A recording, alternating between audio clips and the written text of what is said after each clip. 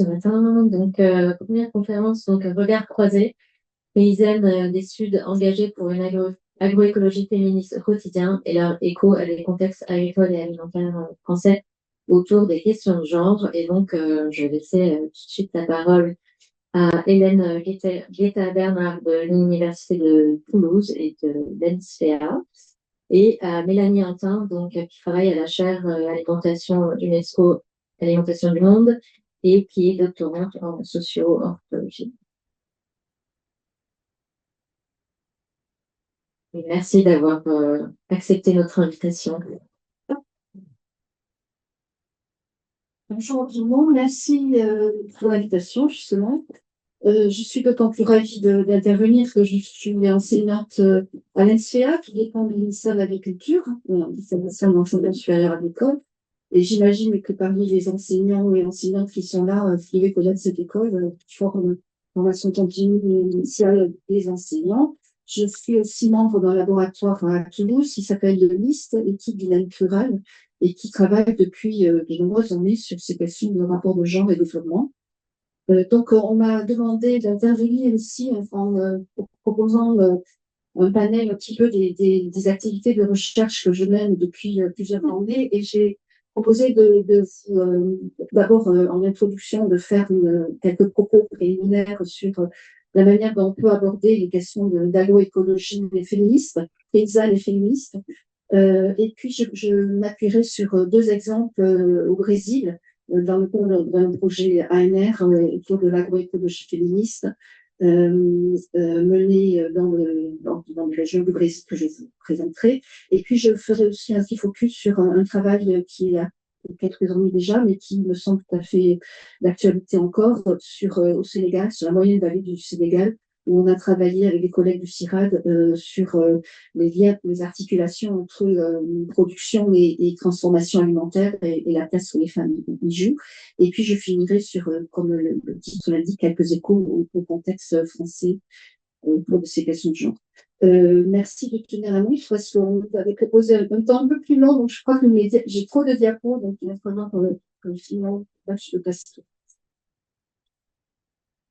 Voilà, donc, en introduction, le travail que vous menez dans le cadre du festival s'inscrit, me semble-t-il, dans une préoccupation qui prend en compte le fait que depuis les années 90, on constate à l'échelle du monde une intensité de l'accès aux ressources naturelles et une vague de ce qu'on appelle, j'essaie de déplacer le cache, une nouvelle vague de ce qu'on appelle du capitalisme par dépossession qui se répercute, qui a comme conséquence partout dans le monde les différents. J'ai travaillé aussi en Inde ces derniers temps et on voit bien que toutes les paysanneries du monde vivent ces crises de reproduction écologique, financière et sociale qui se traduisent par une dégradation des environnements, une déforestation, baisse de la biodiversité et de l'agrobiodiversité, disparition des rivières et baisse des nappes phréatiques. Là, c'est en particulier le cas de l'Inde où on se retrouve avec un excès de pompage de l'eau, avec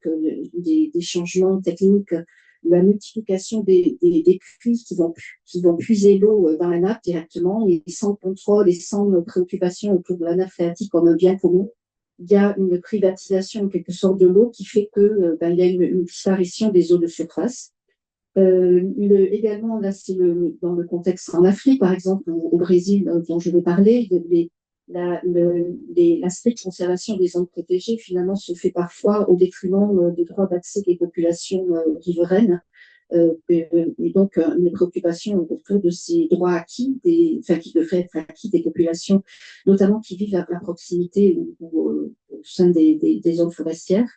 L'extension de zones de non-production, souvent avec le soutien de l'État. Là, je fais référence par exemple dans le nord-est de l'Inde, il y a de l'extension de plantations de caoutchouc, par exemple, d'ELEA, avec une vision patriarcale, c'est-à-dire un détricotage des droits communautaires d'accès à des terres communes et la privatisation du foncier se fait souvent au détriment des femmes.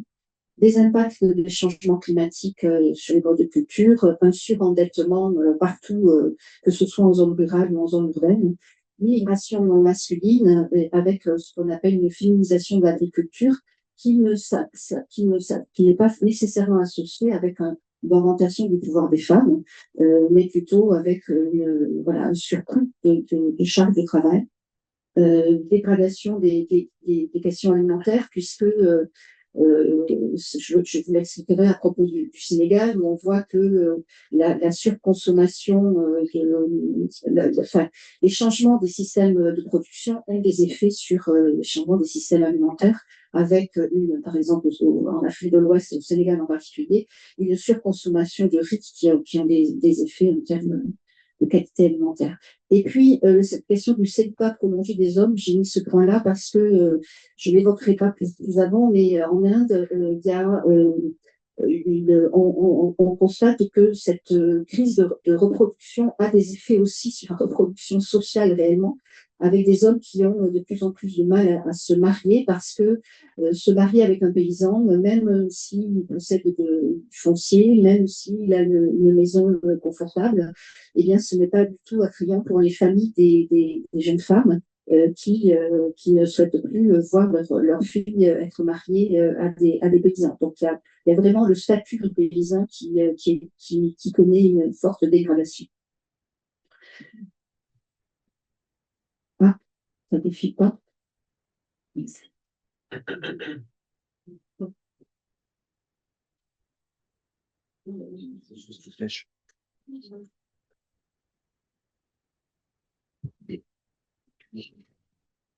Bon. Non. Ça va, je dis là. On voyait bien si tu là, l'écran.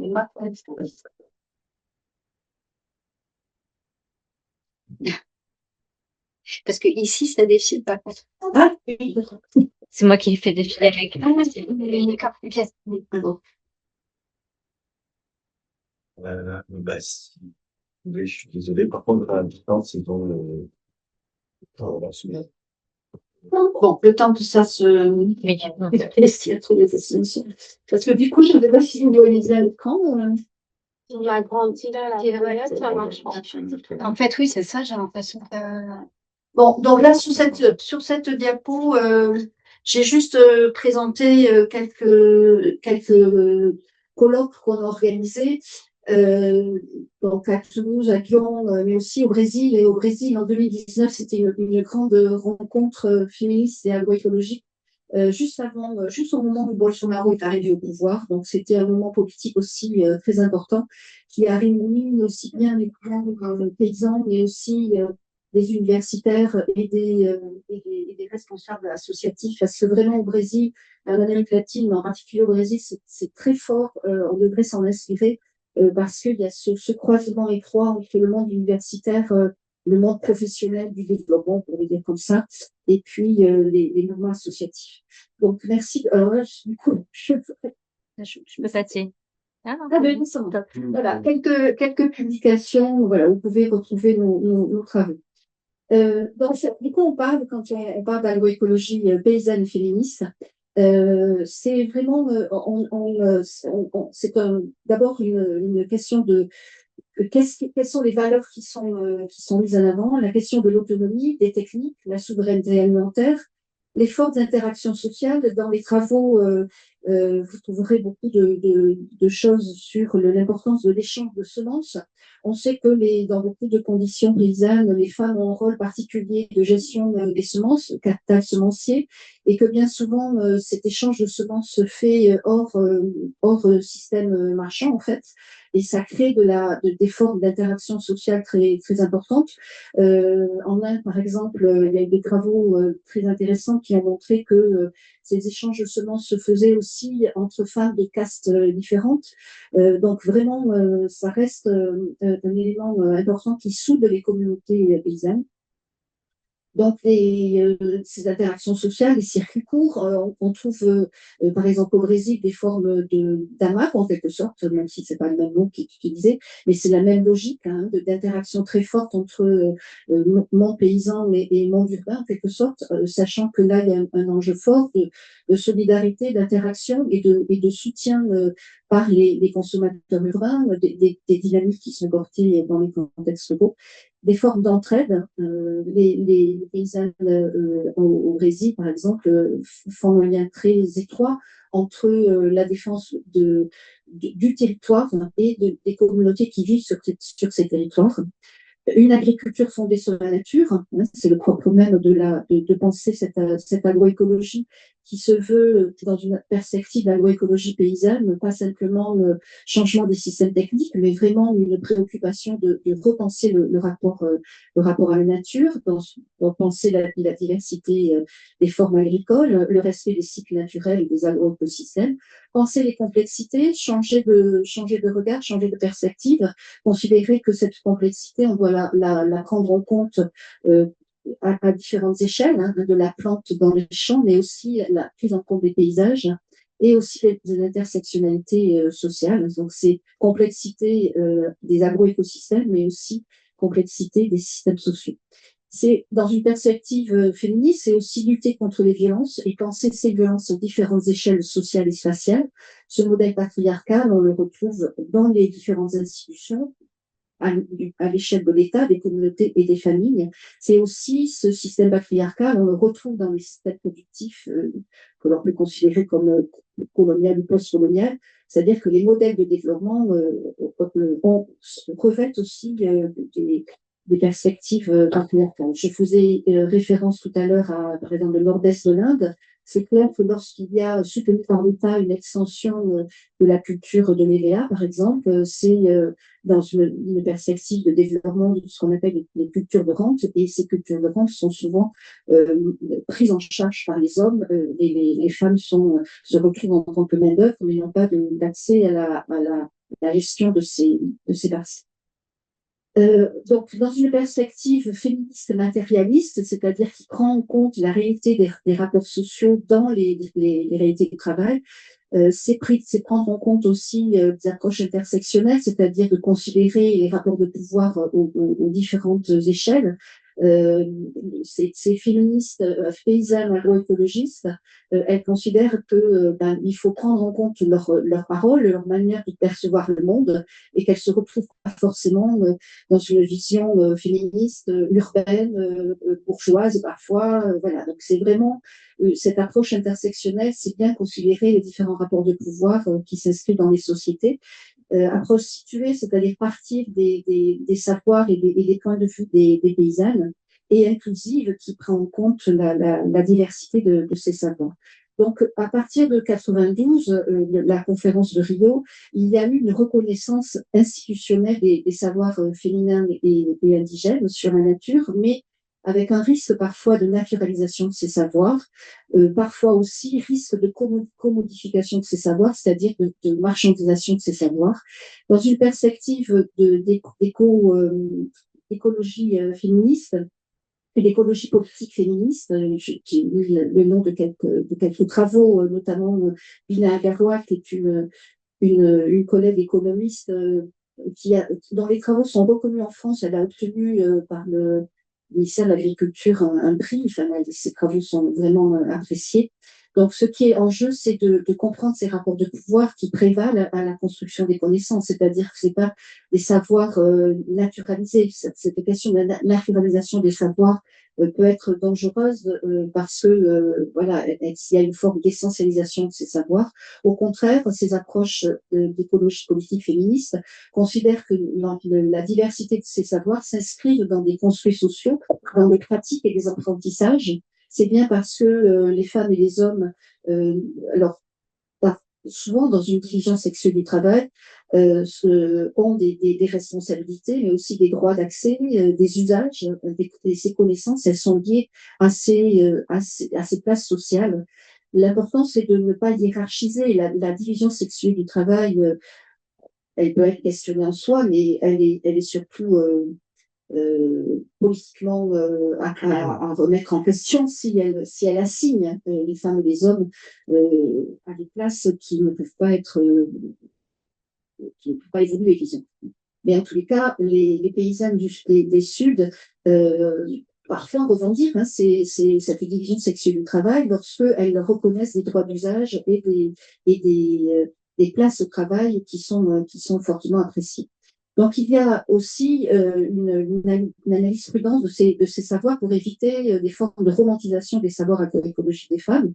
et aussi une forme d'une lecture homogénéisante du groupe social des femmes. Hein, il peut y avoir aussi des rapports de pouvoir qui s'inscrivent, qui existent au sein des groupes sociaux des femmes. En tous les cas, on constate une responsabilité accrue des femmes. Finalement, sur elles repose un poids moral de plus en plus fort lorsque on considère qu'elles doivent sauver la planète. Ça peut engendrer chez elles des responsabilités accrues qui peuvent engendrer des charges de travail aussi de plus en plus lourdes. Donc, cette agroécologie, de quoi parle-t-on? Est-ce que s'il s'agit simplement du verdissement des techniques, c'est voilà, il y a une manière de penser l'agroécologie uniquement dans sa dimension technique. Est-ce que c'est une écologisation des pratiques ou est-ce qu'on parle vraiment de souveraineté paysanne et féministe?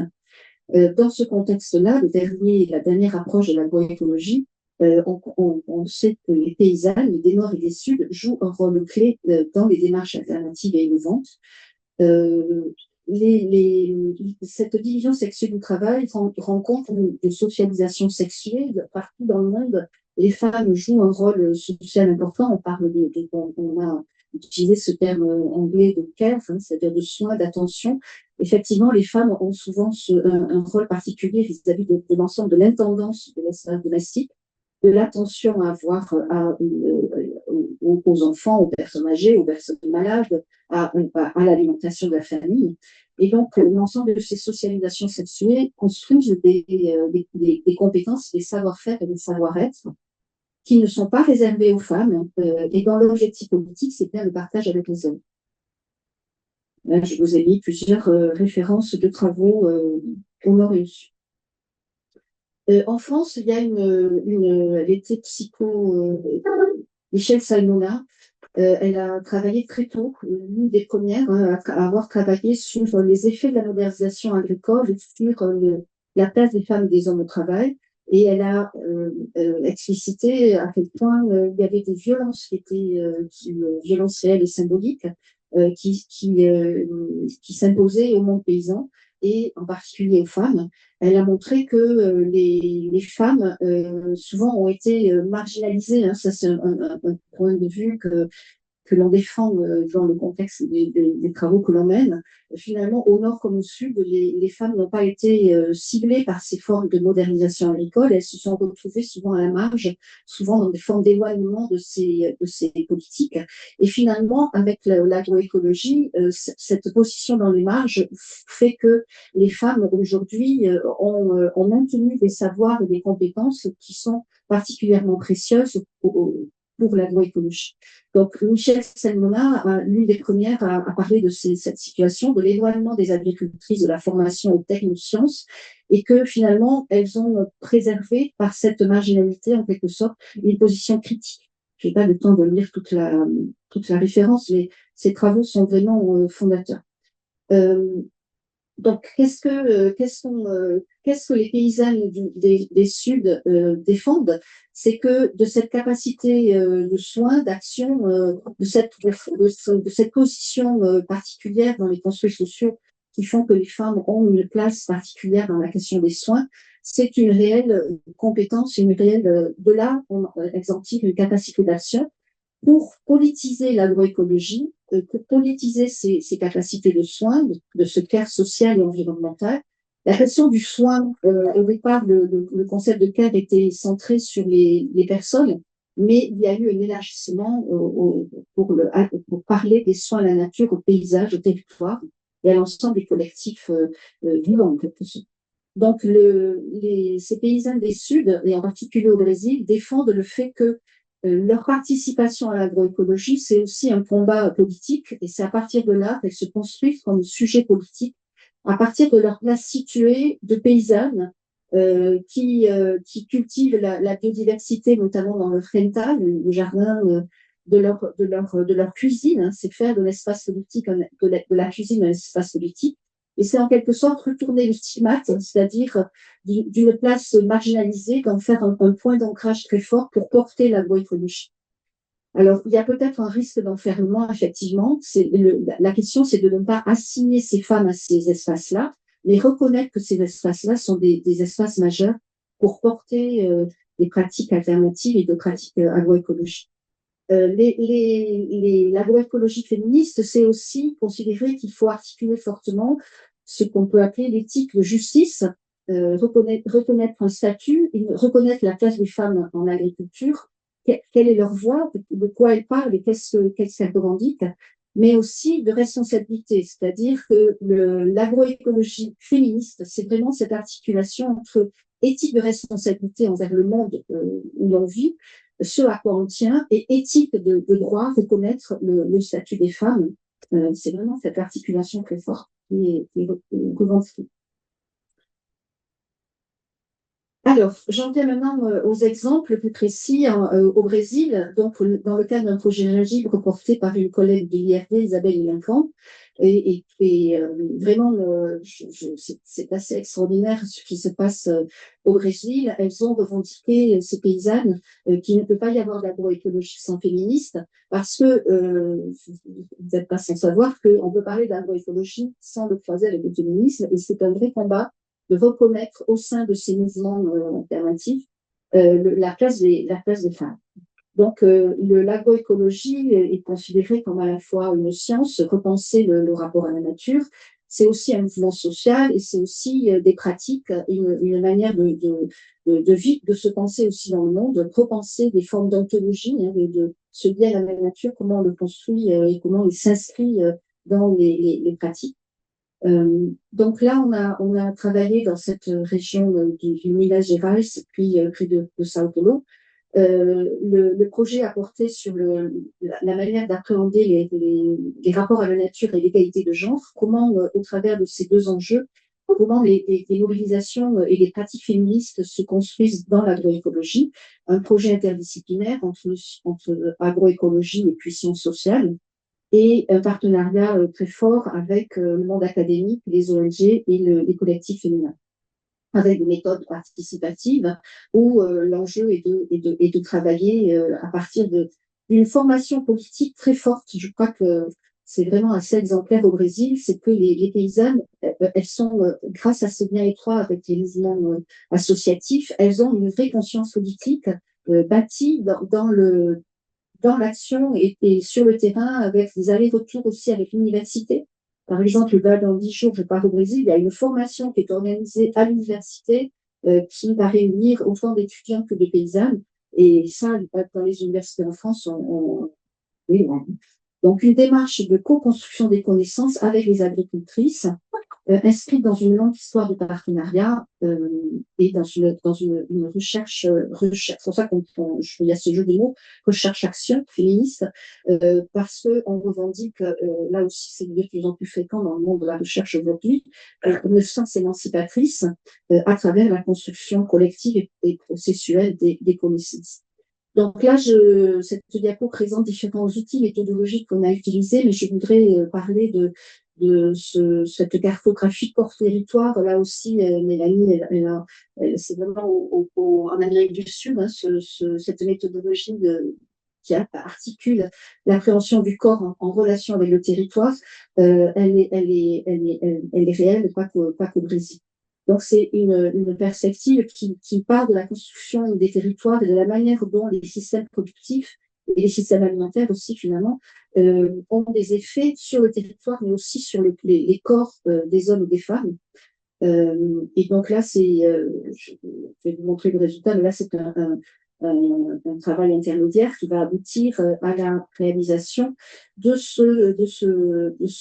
cette belle affiche corps-territoire, où finalement, vous voyez que sur chacun élément du corps, finalement, des situations qui ont lieu sur ce territoire affectent autant le devenir de ces territoires que le devenir des personnes qui vivent dans ces territoires.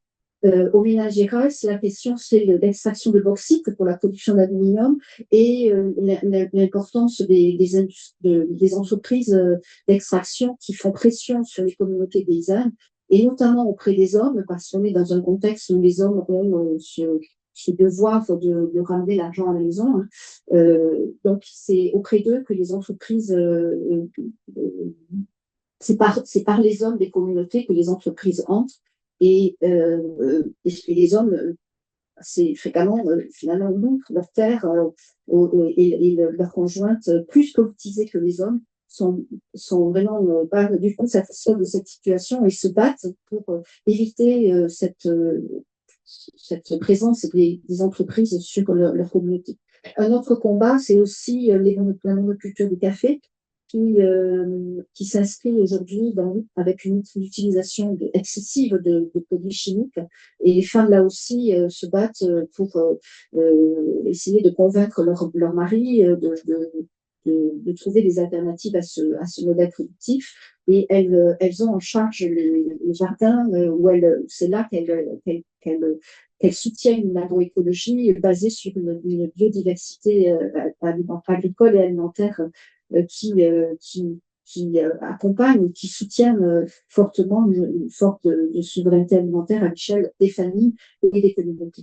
Voilà, donc je n'ai pas le temps d'écrire en détail, mais c'est un exemple de méthodologies qui sont utilisées et qui sont un enjeu fort de rendre compte aussi, parce que ce travail des femmes a été présenté aux hommes des communautés, parce que c'est très intéressant de voir comment ces formes d'outillage, en quelque sorte, conceptuelles et méthodologiques, peuvent aussi accompagner la compréhension politique des femmes de leur situation et dans le dialogue avec les hommes. Donc, c'est une manière de résister, de mobiliser et de penser le prendre soin collectif. Bon, là, juste une diapo pour dire que justement, dans cette articulation entre le contexte au sud et au nord, on a organisé les rencontres gingibre en France aussi, et un groupe d'une dizaine de paysannes universitaires sont venus notamment en Ariège, où on leur a présenté une situation un peu similaire à ce qu'elles vivent avec l'extraction de sable et de granulats en Basse-Ariège. Et c'était intéressant je pense que le festival alimentaire, c'est aussi ce rôle-là que vous avez, de mettre en lien des contextes entre le sud et le nord. Bon, j'en viens, si j'ai le temps, à ce que je voulais vous dire sur le Sénégal. Donc, on a travaillé avec le CIRAD et l'UNRWA. Et je cite là deux autres collègues, Daniel Clavet qui est biologiste des plantes, généticienne des plantes, et Eric Verger qui est nutritionniste. Donc là, l'enjeu, c'était aussi un travail interdisciplinaire. Donc moi en sociaux, Daniel en agroécologie, et puis Eric Verger sur la nutrition. C'était vraiment pour donner un exemple de ce que je vous ai expliqué, c'est-à-dire en quoi les changements des systèmes productifs ont des effets sur les systèmes alimentaires et en particulier sur la qualité nutritionnelle de l'alimentation à l'échelle des familles. Donc, c'était dans ce contexte de la moyenne vallée du Sénégal où, globalement, en fait, on a étudié la manière dont est marginalisée aujourd'hui l'agriculture de décrue et qui permettait la culture de sorgho, sachant que la moyenne vallée du Sénégal est une zone endémique de ces variétés de sorgho et les semences des sorgho sont toujours entre les mains des femmes. Aujourd'hui, il y a un recul très fort de cette culture parce que il y a l'endiguement, enfin le surtout des barrages qui permettent et l'eau en fait, enfin le fleuve, le fleuve Sénégal ne peut plus déborder, hein, donc il est contrôlé, et notamment au profit d'une culture intensive de riz et de tomates. Donc, avec là aussi, comme ce qui se passe en France, au Brésil et ailleurs, de plus en plus des paysanneries qui se retrouvent dans des formes de contractualisation vis-à-vis de grandes firmes et qui modifient complètement les systèmes productifs. Donc, l'hypothèse centrale, c'était en quoi la perte de la biodiversité agricole liée au recul de la culture, de la diversité cultivée, dans un contexte d'intensification des cultures du riz et de la tomate, s'accompagne d'une perte sur le plan nutritionnel, avec une analyse des effets de genre. Là, dans cette diapo, ce qui est important, c'est de comprendre que entrer dans les questions de genre pour penser l'agrobiodiversité, ça doit se faire à plusieurs échelles. La diversité écologique au niveau des paysages, excusez-moi pour les fautes, des écosystèmes et des paysages dans leur ensemble, mais aussi la diversité spécifique des espèces à l'intérieur d'un même écosystème et le rôle que les espaces productifs féminins, en particulier les jardins des femmes, jouent. Et également, troisième échelle, c'est la diversité intraspécifique. Par exemple, des haricots, en Inde, des lentilles, et voilà, il y a plusieurs qualités de lentilles, plusieurs variétés de lentilles ou autres produits. Mais bon, ce qui est important, c'est de trouver que cette articulation de ces trois échelles nous semble importante à comprendre. Donc, la sélection paysanne in situ dans les champs et la gestion des semences s'inscrivent dans des pratiques et des activités et des rôles sociaux de genre. Ils sont vraiment liés au rôle attribué et placent les hommes et les femmes, et surtout les femmes prennent dans ces systèmes. La spécificité des paysannes, c'est qu'elles souvent elles s'occupent de variétés délaissées par. Vous savez que dans l'histoire de modernisation agricole, les experts en agronomie, ils ont beaucoup travaillé sur les grands champs, les céréales en particulier. Et il y a eu une forme de délaissement des espaces notamment des jardins, hein, on parle de variétés délaissées aussi, d'espèces délaissées, qui sont souvent entre les mains des femmes.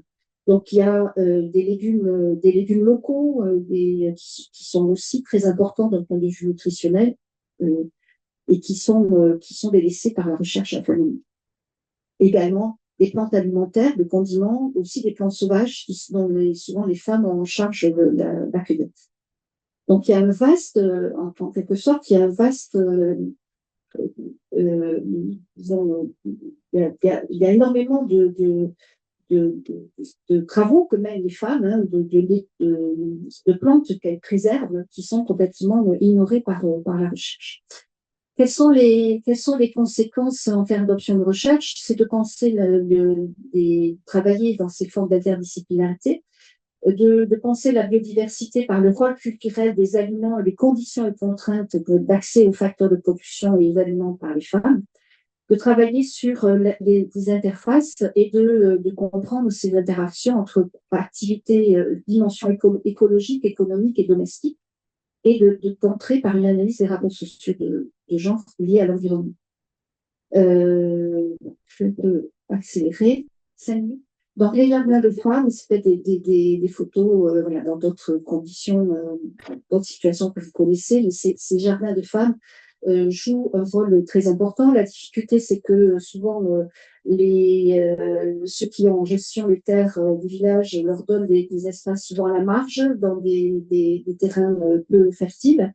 Elles se retrouvent aussi face à des conditions techniques difficiles parce que, par exemple, les moteurs des pompes d'irrigation peuvent tomber en panne et elles dépendent souvent des hommes pour les réparer. Enfin, bon, il y a énormément de contraintes qui existent face à cette gestion des jardins. On a montré qu'il y avait dans le contexte de ces changements de social productifs, il y avait des plantes qui restaient comme des marqueurs essentiels de l'identité culinaire et nutritionnelle, en particulier la courge. Il y a des plats emblématiques que les femmes préservent, mais qu'elles le font aujourd'hui plutôt dans des temps festifs.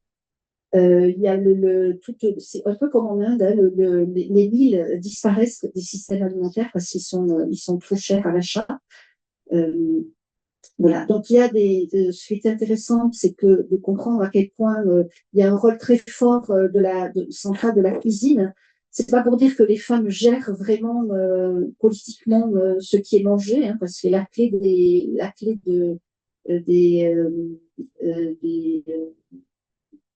c'est pas toujours les femmes, hein, c'est pas parce que les femmes ont un rôle important dans la cuisine qu'elles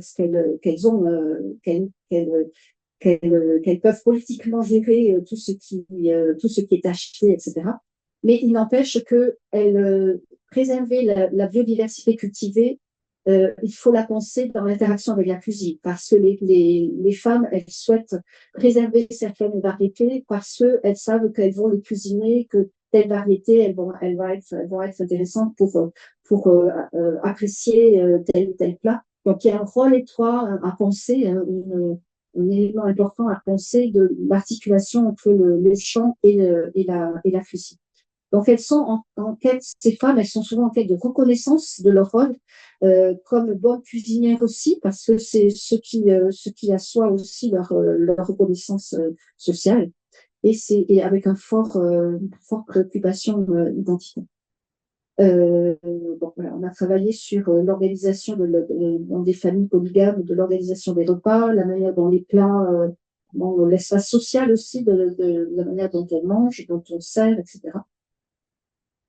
Donc, quels sont les résultats? Une forte répression de la production de sorgho, qui reste pour autant une culture emblématique, une préservation des savoirs de l'agrobiodiversité et des semences qui sont préservées toujours par les femmes, pour des raisons culturelles, de sécurité alimentaire, de fiscalité économique. Les femmes ont des initiatives importantes parce qu'elles souhaitent préserver ces variétés, même si elles sont peu soutenues par les politiques publiques, évidemment. Bon, je n'ai pas le temps de tout décrire, mais d'un point de vue nutritionnel, on a bien montré qu'il y avait un gros problème de la surconsommation de riz. C'est un problème problème général, de sécurité, disons, la surconsommation de riz a des effets en termes de santé publique. Et donc, il y a une baisse de la qualité nutritionnelle de ce qui est consommé à l'échelle des familles. Bon. Bon, je vais peut-être m'arrêter là. Oui, peut-être dans la discussion, j'ai quelques diapos sur le contexte français, mais donc, pourquoi l'analyse de genre pour étudier la biodiversité en relation avec l'alimentation?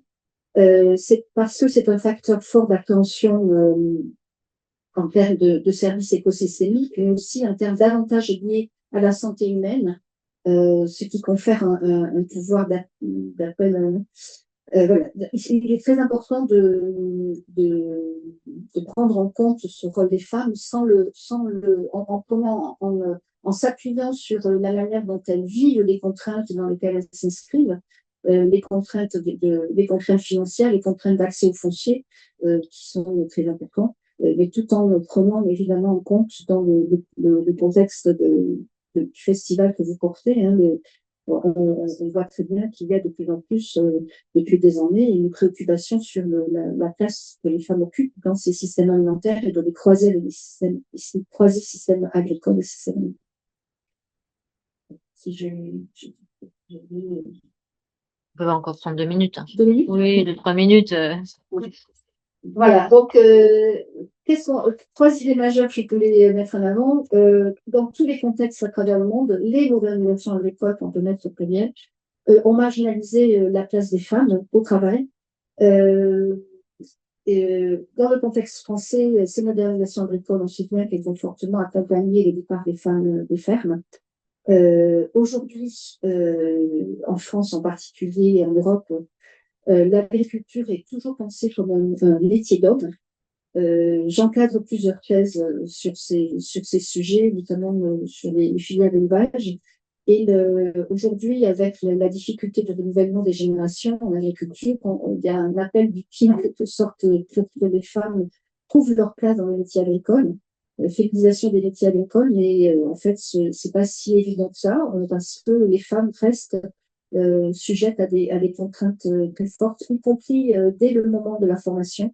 On travaille aussi dans les lycées agricoles pour essayer de comprendre comment eh bien, voilà, il y a des normes de genre finalement parfois aussi conscientes qui sont présentes à dès le temps de la formation. On est en train, j'avais indiqué que la BGA, justement, on est en train de travailler sur un quiz de l'égalité qui va être proposé à l'ensemble des lycées agricoles pour essayer que les équipes éducatives s'interrogent sur différentes situations et puissent, à partir de là, de ce constat lié à ce quiz, puissent mettre en place des actions. Et, il n'est pas tout à fait finalisé, donc je n'ai pas pu vous le présenter.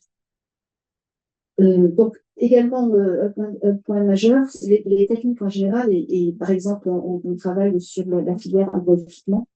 Les techniques en général ne sont évidemment jamais neutres d'un point de vue du genre, en particulier pour des machines agricoles. On peut dire dans le contexte français que l'enseignement agricole a contribué à fabriquer des inégalités de genre dans les formations et les places de travail. La DGER a commandé à l'NCA, le DNR de l'NCA, un rapport sur les filières genrées C'est pas du tout spécifique à l'enseignement agricole, on le retrouve aussi dans l'éducation nationale. Les formations techniques restent très genrées.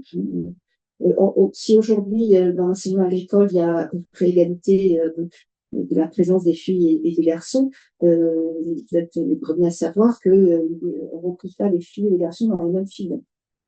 Et on peut dire que le genre reste encore fortement un un autre point important, l'éloignement des agricultrices de la formation aux telles sciences, je l'ai dit tout à l'heure, a facilité quelque sorte leur position critique vis-à-vis des modèles, tels que le modèle d'agriculture autonome, disons. Et l'agroécologie permet de réfléchir au rapport au vivant. On vient de déposer un projet à l'ANR là, sur les approches vivo-centrées. J'ai travaillé avec les ergonomes sur comment, notamment dans le contexte de l'élevage, penser le rapport à l'animal dans une perspective de santé globale, à la fois du bien-être au travail des éleveurs et des éleveuses, le bien-être des animaux et le bien-être des agro-écosystèmes. Voilà. Merci beaucoup.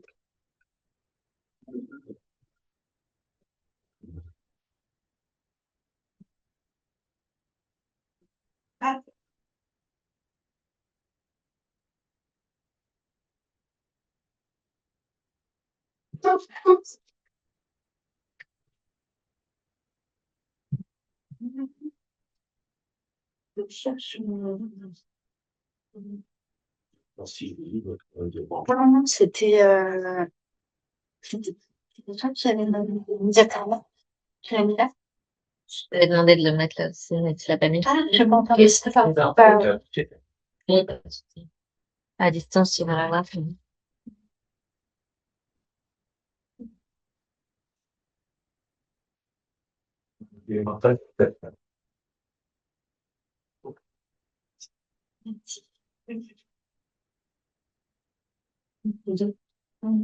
Voilà.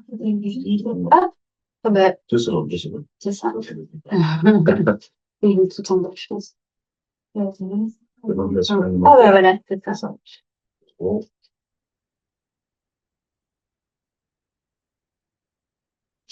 C'est bon? Oui, merci beaucoup.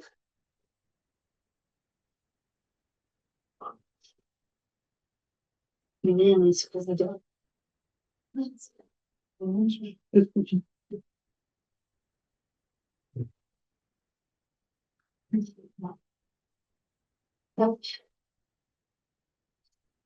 alors, c'est génial. Et bien, je vous emmène à nouveau en Amérique du Sud et cette fois-ci au Chili. Donc cette présentation, cette présentation s'appuie sur mon travail de thèse autour de la politisation de femmes rurales et autochtones au Chili autour des questions de souveraineté alimentaire. Alors, voilà. Bon, pour juste revenir rapidement, quelqu'un avait déjà précisé 2026, l'ONU l'a déclaré comme l'année internationale des agricultrices. Et dans ce cadre, le Chili a développé un plan national justement dédié aux femmes rurales pour favoriser leur place dans l'agriculture. Dans ce plan, on y reconnaît leur rôle particulier dans les systèmes alimentaires durables, aussi leur travail de care non rémunéré. Et donc, il y a une proposition, il y a une série de propositions d'actions pour renforcer leur engagement dans ces systèmes alimentaires et agricoles durables. Ça pose aussi la question de est-ce que cette reconnaissance ne repose pas une fois de plus sur les femmes pour porter la durabilité des systèmes alimentaires? Alors, ma présentation sera en 3 temps. Je vais revenir un peu sur le contexte agricole chilien. Et ensuite, on va aller un petit peu scruter davantage les pratiques agroécologiques des femmes rurales et mapuche que j'ai suivies dans le cadre de mon travail de recherche. Et ensuite, on verra la manière dont elles politisent ces pratiques et leur engagement pour donc la souveraineté alimentaire. Alors, rapidement, le Chili se caractérise vraiment par une agriculture à deux vitesses. D'une part, c'est une grande puissance exportatrice. Parmi les premiers producteurs mondiaux de cerises, de vin, d'avocats que vous devez pas mal retrouver dans les étals. Et d'autre part, une agriculture paysanne, familiale encore importante, qui représente environ 75% des propriétés, des exploitations agricoles du pays. Donc, c'est une agriculture qui est en partie soutenue par des politiques publiques, mais qui reste quand même de la régionalisée. Cette agriculture paysanne, elle est principalement située dans 3 régions au centre-sud du Chili, et notamment la région de l'Araucanie, donc c'est la région dans laquelle je travaille principalement, et qui sont aussi des régions à forte population mapuche, donc qui est l'ethnie principale au Chili.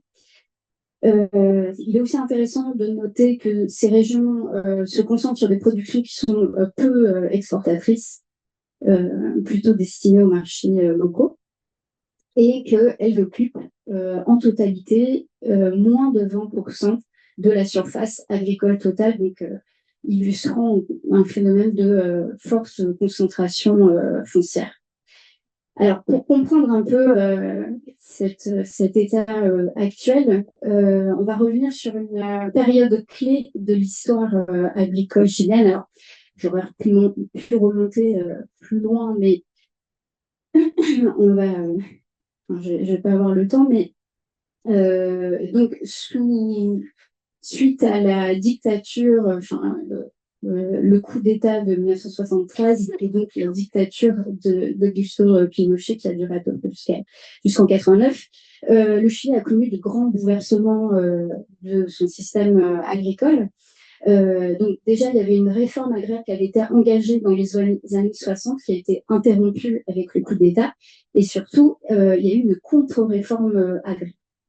Donc les terres qui avaient été redistribuées en partie pendant la réforme agraire ont été redonnées à ces grands propriétaires.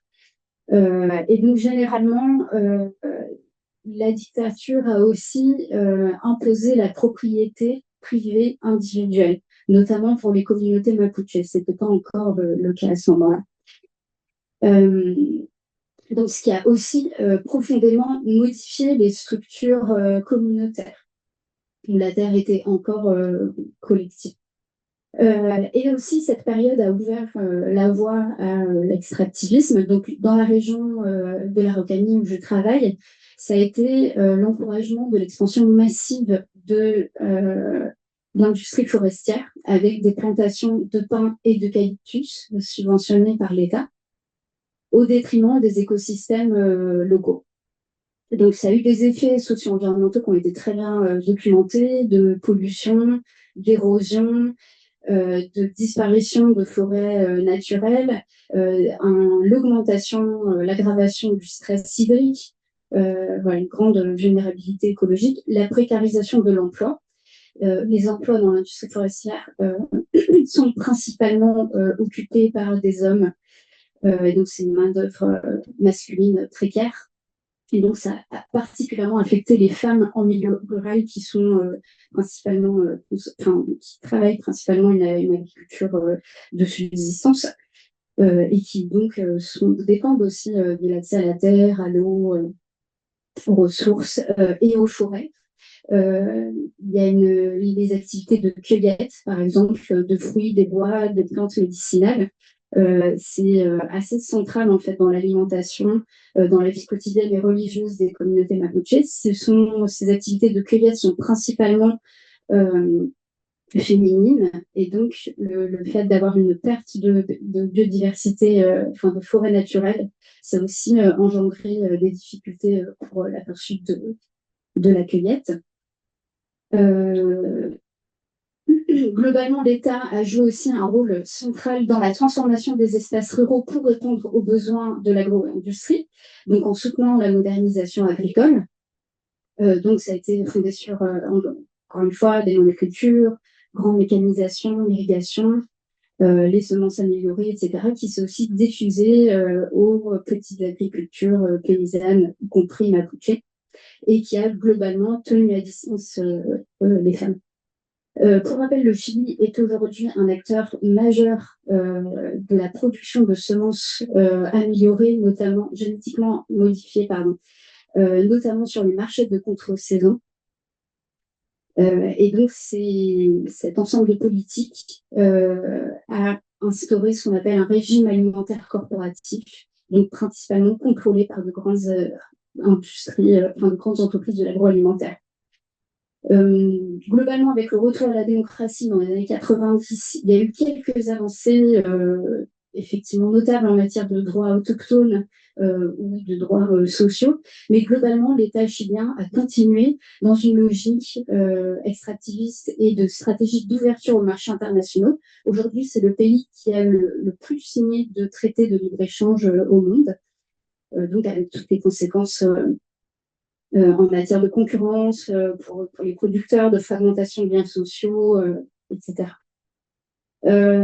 Aussi dire que le Chili subit une crise hydrique très très forte. C'est aujourd'hui le 18e pays le plus touché au monde par le stress hydrique. Des sécheresses énormes. Tous les étés, il y a des méga-feux. On en a peut-être entendu, je crois que c'était en 2023, ça avait quand même été bien diffusé au niveau médiatique. Et dans les zones rurales, il y a encore de grandes difficultés d'accès à l'eau potable. Là où je travaille, il y a de nombreuses familles qui se font livrer l'eau par des camions CIPA. Voilà, globalement, pour vous dire que effectivement, les femmes en milieu rural, et donc les femmes mapuches se spécialisent davantage sur des activités très diversifiées à petite échelle, qui combinent généralement l'élevage d'animaux. Souvent, elles élèvent 4 à 5 différentes races d'animaux. Le maraîchage, la culture forestière aussi. Donc ça, à la fois pour la diversification alimentaire, ça permet de gérer les risques et aussi leur autonomie financière à travers la vente. Globalement, elles ont un accès plus limité aux ressources. La propriété foncière reste principalement masculine. Elles sont souvent sur des terres de moindre qualité. Elles ont aussi beaucoup plus de difficultés pour commercialiser leurs produits. Et puis, bien sûr, elles font face en plus à ces conditions écologiques compliquées. Là, juste pour vous décrire rapidement ces images, Maria Morales, c'est une femme que j'ai suivie pendant longtemps au Chili. Son potager en fait entouré de plantations forestières. Donc, s'il y a un incendie, c'est assez compliqué, vous en doutez bien.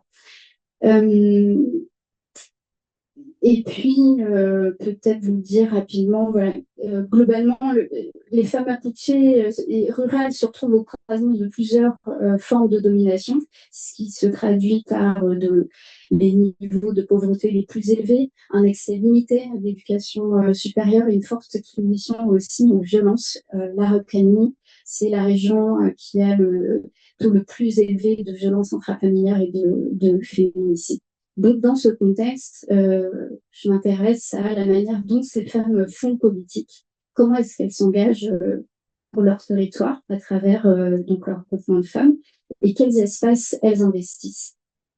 On peut peut-être en parler, mais donc je mène ma recherche depuis 2021 et j'ai suivi en particulier 3 groupes de femmes qui sont explicitement engagées pour la souveraineté alimentaire et qui sont liées aussi à une association nationale qui s'appelle ANAMORI, qui est l'Association nationale des femmes rurales et autochtones. Donc, je menais des entretiens, des observations participantes à la fois dans les jardins potagers, mais aussi dans leurs activités politiques. Et puis, quelques observations aussi avec cette association nationale. On va aller un petit peu dans le cœur du sujet. Donc, après avoir un peu posé ce contexte, On va s'intéresser un petit peu à ce qu'elles font dans leurs espaces productifs. Donc, elles développent des pratiques agroécologiques qui relèvent d'une forme de résilience, mais aussi d'une véritable éthique du care, comme l'écrivait Hélène, élargie à l'environnement. Donc, le fait d'avoir un ensemble d'activités pour prendre soin de l'environnement, des humains comme des non-humains. Et donc, toutes les femmes que j'ai rencontrées ont en commun de travailler un espace productif qui comprend, je le répète, le potager et l'élevage. Elles décident du calendrier agricole, du choix des variétés, de l'organisation globale. C'est vraiment elles qui s'occupent de ces espaces-là. Généralement, les hommes n'y vont pas. Effectivement, il y a souvent les enfants qui les accompagnent et c'est vraiment leur espace. Elles déploient elle déploie vraiment une multiplicité de savoirs qui sont essentiels à la subsistance des familles. Et on trouve dans leur potager des arbres fruitiers, des arbustes, des plantes médicinales, des plantes aromatiques, des plantes qui servent aussi dans le cadre de cérémonies mapuche. Énormément de fleurs, des mauvaises herbes, mais qui sont des herbes qui sont utiles et qui sont souvent mangées. C'est fameux d'une feuille. Parfois, il y a des variétés anciennes, il y a aussi des variétés plus modernes, il y a un syncrétisme de variétés dans ce qui est planté. Euh, et puis, elle développe aussi effectivement des pratiques qui montrent une connaissance très fine des interrelations écologiques. Elles utilisent souvent les associations. Elles plantent des arbres en ayant une connaissance forte des interactions. Les arbres fruités sont souvent plantés autour du potager pour apporter de l'ombre, maintenir l'humidité, s'alimenter, bien évidemment. Voilà, dans les activités de subsistance, là on peut le voir donc avec les moutons qu'elles élèvent souvent, beaucoup font de la laine, font du tissage. Il y a la cueillette dont je vous avais parlé, donc ça c'est un champignon endémique qui est très associé aussi au monde mapuche. Dans les semences, pareil, on retrouve des semences et des plantes qui sont très associées, qui correspondent aussi à l'identité culinaire. Et donc, pour les femmes enquêtées, ces pratiques, elles sont pas forcément, enfin, toutes les femmes que j'ai rencontrées ne revendiquent pas ces pratiques comme politiques. Avant tout, c'est des préoccupations pour la santé de leur famille, une volonté d'autonomie et le besoin de limiter la dépendance au marché. Aussi, elle développe beaucoup de pratiques pour lutter contre, enfin, s'adapter au changement climatique. Donc, elles ont plein de stratégies, notamment en termes de stockage d'eau, de couverture des sols, de diversification aussi des cultures. Voilà, Marielle bosse à nouveau dans son potager. J'ai mis quelques photos comme ça. Et puis, ce que j'observe, c'est que vraiment, en cas de difficulté financière, le potager, c'est vraiment une bouée de secours. Là, Margarita, par exemple, qui est sur la photo, me disait il n'y a pas longtemps que son mari a perdu son travail. Et donc, elle a augmenté son travail dans le potager pour pouvoir vendre et subvenir aux besoins de sa famille. Au-delà de la production alimentaire, le potager est vraiment aussi pensé comme un espace pour elle. Pina Garol, dont parlait Hélène, parle d'un champ à soi. C'est aussi un temps pour elle et puis l'expression de soi. On cultive l'appartenance dans le potager à travers notamment ces plantes dont je vous parlais. Les femmes décrivent vraiment une relation intime à cet espace. Souvent, elles parlent de jardin-thérapie, de leur première maison. Cet espace à soi prend une signification particulière dans des récits de femmes qui mentionnent de nombreuses violences vécues tout au cours de leur vie. Par exemple, raconte que sa grand-mère l'emmenait déjà dans le potager quand il y avait des problèmes familiaux et elle continue elle-même de s'y rendre quand elle a besoin d'un temps pour elle. Elle raconte aussi qu'elle cultive les fleurs qu'aimait sa grand-mère en sa mémoire. le potager, en ce sens, a une fonction salvatrice. Je reprends aussi les travaux d'Héloïse, avec qui travaille Hélène, et permet de reconstruire une vie vivable. Je vais peut-être un peu avancer. Oui, pour vous dire, il y a aussi une appropriation très forte des semences. On redonne souvent des noms aux semences dans la langue vernaculaire. Pour vous donner un exemple, par exemple, Bianca dit que pour elle, les semences transmettent des informations du passé. Et donc, ces graines de haricots ont tout un nom dans sa langue mapudungun. Donc, par exemple, il y a la haricot wenu, qui a une très belle couleur bleu foncé. Wenu voulant dire ciel. Il y a un autre haricot qui s'appelle Trigoul parce qu'il est blanc et tacheté de noir, et donc c'est le nom en mapudungun d'un petit oiseau. Ouais, je vais peut-être passer un petit peu. Ça, c'est un autre potager. Et en parallèle, j'ai fait des planches d'herbier qui montrent aussi tous les savoirs sur les plantes médicinales des femmes, et puis les usages aussi qu'elles en font. Ça, c'est bien le cas avec toutes ces variétés de semences. Donc là, elle est sur un marché, et donc elle vend ses semences. Et on voit aussi qu'elle a des œufs bleus. Ça, c'est les œufs d'une race de poule qui est une poule mapuche qui a failli disparaître.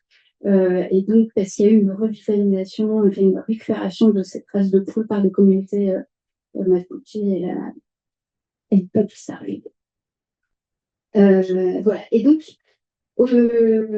ces groupes de femmes que je suis s'organisent autour d'activités de revitalisation de pratiques mapuche, de savoir mapuche. Et donc, elles ont ça en commun. Et là, je voulais m'attarder un peu sur une pratique, une activité que les trois groupes partagent, qui est le trafficking, donc qui est, qu'on pourrait mal traduire par troc, donc qui est un troc de semences, de plantes, d'aliments, éventuellement d'artisanat. Alors, à première vue, ces activités, elles semblent prolonger des rôles traditionnels assignés aux femmes, et donc se font plutôt depuis des territoires autorisés.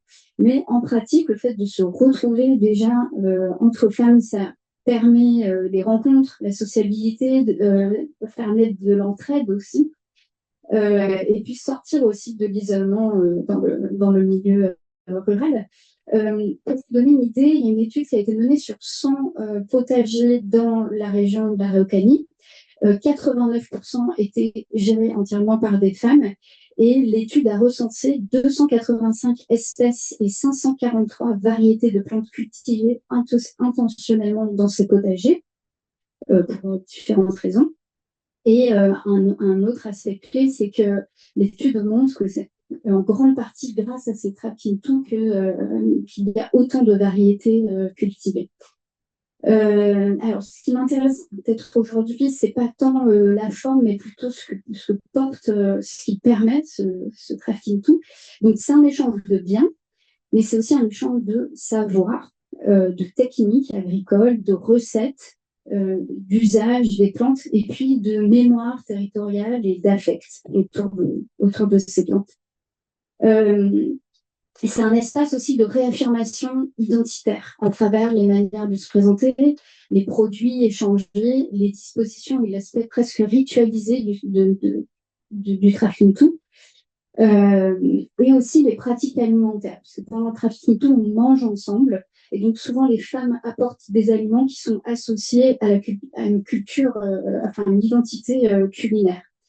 Et donc, les participants performent leur identité mapuche. Je n'utilise pas l'affaire performance de manière négative, parce que ça permet justement d'acquérir une dimension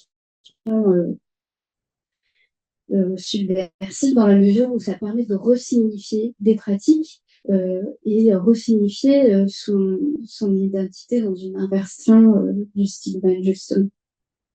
Et puis, certaines femmes, elles sont reconnues comme gardiennes des semences, donc elles légitiment encore plus leur participation.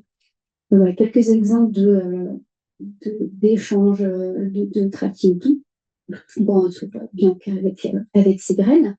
Et puis, ça peut paraître inoffensif, mais le trafficking tout, c'est aussi un espace de politisation, notamment parce qu'il y a des femmes beaucoup plus militantes et politisées qui sont dans l'organisation du trafficking tout, et qui jouent le rôle de passeuses dans ces espaces-là. Notamment, elles diffusent de l'information politique, elles vont guider des conversations autour de sujets politiques. Donc, par exemple, lors de Trafficking Tout, auquel j'ai assisté, des discussions portaient sur des projets menaçant l'accès à l'eau et donc la manière dont les femmes allaient s'organiser. D'autres sur leur participation à des mécanismes institutionnels de participation autochtone pour notamment des politiques publiques. Il y a eu aussi un Trafficking Tout sur la thématique des violences faites aux femmes. Voilà. Et ça a eu lieu dans un espace particulier du Trafficking Tout qui s'appelle, en Mapudungun, ça s'appelle le Nutram, ça veut dire conversation. Et je vais peut-être juste vous citer rapidement, là c'est une citation, c'est un verbatim de Pass, donc, qui fait partie d'un des groupes qui dit les espaces réservés aux hommes où les femmes sont exclues, il y en a beaucoup. Donc parfois nous nous retrouvons juste pour converser, pour reprendre ce Nutram, cette conversation entre femmes mapuche, où on discute de choses du quotidien. Parfois on y va juste pour rire. Mais d'une certaine manière, c'est une pratique culturelle qui s'est perdue et nous sommes en train de la reprendre, simplement par le fait de nous retrouver en tant que femmes mapuche à pouvoir converser. Et il y a différentes générations qui viennent au Réunion, ce qui crée une dynamique de conversation avec les tantes, les grands-mères. On se salue et on a cette affection entre nous. Donc c'est aussi une réappropriation d'espaces de parole entre femmes. Et alors, dans les autres activités que ces groupes organisent, on a aussi des ateliers d'apprentissage en non-mixité. Donc là, par exemple, on a un atelier de cosmétiques. Donc l'idée, c'est d'apprendre à faire des cosmétiques en utilisant les plantes du potager. La seconde photo, là, elles apprenaient à faire des bijoux, mais des bijoux mapuche. Et donc, elles se forment entre elles, elles apprennent entre elles. Et le deuxième, c'est un troisième groupe que je suis. Et là, c'était apprendre aussi à tisser et à filer la laine. Et il me reste encore 5 minutes. Donc, comme je vous l'avais dit au tout début dans l'introduction, ces 3 groupes que je suis sont affiliés à une association nationale qui s'appelle Anamuri. Et donc, j'ai sauté un peu peut-être des étapes, mais pour en parler après lui, peut-être pardon, parce que je reviens juste un petit peu en arrière, mais de dire que le fait d'être dans ces groupes déjà locaux avec des personnes, des femmes passeuses plus militantes, ça a permis aussi quelques effets concrets sur des trajectoires individuelles. Par exemple, le simple fait de pouvoir d'apprendre à négocier avec les conjoints pour participer davantage aux activités. Il y a aussi des femmes qui revoient l'organisation domestique. Anna, par exemple, dit, moi, avant, je préparais tout le repas avant de pouvoir sortir. Maintenant, mon mari cuisine quand je suis pas là. Il y a aussi certaines femmes qui disent avoir appris à être plus à l'aise pour parler, notamment dans les sens de non-mixité. Et puis, surtout, un constat général, c'est que les femmes qui participent à ces groupes, effectivement, vont politiser leur pratique agricole. Et donc, elles resignifient leur pratique agroécologique et donc leurs pratiques deviennent des pratiques pour lutter contre l'extractivisme forestier. Elles réaffirment un lien particulier au territoire et à travers la préservation de ce climat. Bon, c'était juste un petit pour finir sur la partie précédente.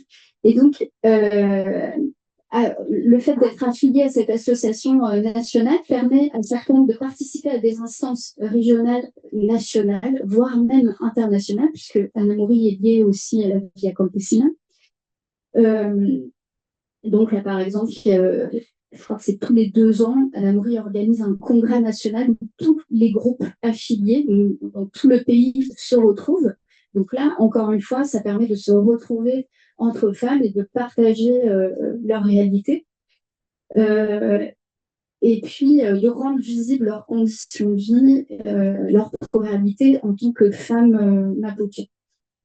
Et il y a un aller-retour constant entre le local et le national. Par exemple, donc, Bianca à nouveau qui est sur la photo, petit à petit, c'est davantage investi dans l'instance nationale à Lemuri et fait partie maintenant du front autochtone. Donc à ce titre, elle a même donné elle-même des conférences sur les plantes médicinales, sur la cosmologie mapuche, etc. Et donc quand elle participe à des instances nationales, elle s'est par exemple formée donc à Namoré à des écoles d'agroécologie politique. Donc pendant ces écoles, elle se forme à la fois aux pratiques agroécologiques, mais aussi elle se forme sur leurs droits en tant que femmes, sur les droits des femmes autochtones, sur les politiques agricoles chiliennes. Et donc, quand elle revient à son groupe local, elle transmet elle-même ces informations-là. Voilà, bah là, c'est par exemple une des écoles d'agroécologie politique de Damnanrui. Et là, c'est intéressant, c'était une rencontre entre productrices locales et des femmes en zone urbaine qui sont investies dans des jardins, enfin dans des potagers urbains. Voilà. Je vais peut-être arrêter là comme ça va nous laisser un peu de la place. Peut-être par exemple, pour vous dire, donc Anna Moury défend un féminisme paysan et populaire. Et puis on le voit clairement dans la production militante, il y a vraiment un lien très fort qui est fait entre les violences extractivistes et les violences faites contre les femmes. Voilà. Bon, je propose de. Ah, je propose peut-être de m'arrêter là et puis comme ça, on peut discuter davantage ensemble. Merci.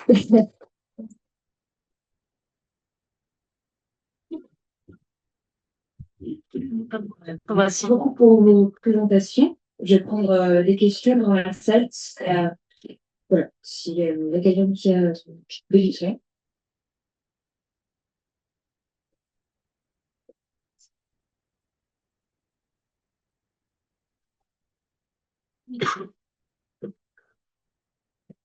Bonjour, Béatrice Juvin, je suis professeure d'économie et j'étais intriguée quand j'ai vu que vous aviez marqué que l'enseignement agricole engendrait des inégalités de genre. Est-ce que vous pouvez expliciter ce propos? Ce que je voulais dire, c'est que dans le rapport qu'on a rendu à la DGER, on a montré à quel point l'enseignement agricole, en tant qu'institution, avait accompagné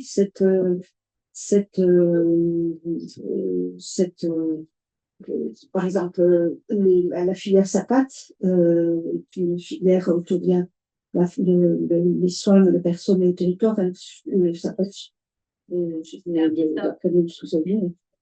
en fait, en tous les cas, c'est l'héritière des écoles féminines rurales.